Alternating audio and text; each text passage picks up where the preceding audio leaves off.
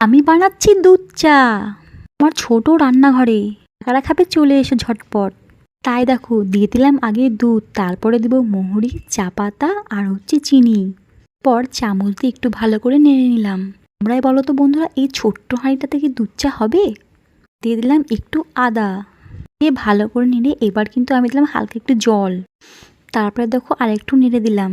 হ্যাঁ বন্ধুরা, তোমরা আমার ছোট্ট রান্নাঘরে আগের ব্লগটাতে কিন্তু অনেক অনেক ভালোবাসা দিয়েছো। তোমাদের এত সুন্দর সুন্দর কমেন্ট পড়ে সত্যি মনটা কিন্তু আমার অনেক ভালো হয়ে গেছে। তো পুরো কমেন্টের ঝড় তুলে দিয়েছো। আমার একটু খেলনাপাটি খেলতে ইচ্ছা করেছিল, তাই ভাবলাম আমি চলে এলাম তোমাদের জন্য একটু চা বানাতে। চাটা কিন্তু এখানে ফুটছে, তোমরা দেখতেই পাচ্ছ। সত্যি কথা বলতে দেখতে কিন্তু দারুণ লাগছে। আমার তো এই কিউট হাঁড়িতে রান্না করতে দারুণ লাগছে। চা যত ভালো করে ফুটবে ততই কিন্তু টেস্ট বেশি হবে। আর বাবু বলছে মা একটু আমাকেও চা দিবা, তাই দুজন ভাগ করে খাবো। এত কিউট, এত ছোট যে এক কাপও চা ভরেনি। যাই হোক, অর্ধেক কাপ চা হচ্ছে, দুজন কিন্তু ভাগ করে খাবো। তো দেখো বন্ধুরা, আমি আর বাবু এখন 2 কাপে কিন্তু ভাগ করে নিয়েছি। আর দেখো নিয়ে নিয়েছি বিস্কিট। তো চলো এবার খেয়ে দেখা যাক কেমন হয়েছে আমার মটকা চা। আর হ্যাঁ, তোমরা আমার ভিডিও ভালো লাগে তোমরা কিন্তু অবশ্যই লাইক কমেন্ট শেয়ার করে দিবে।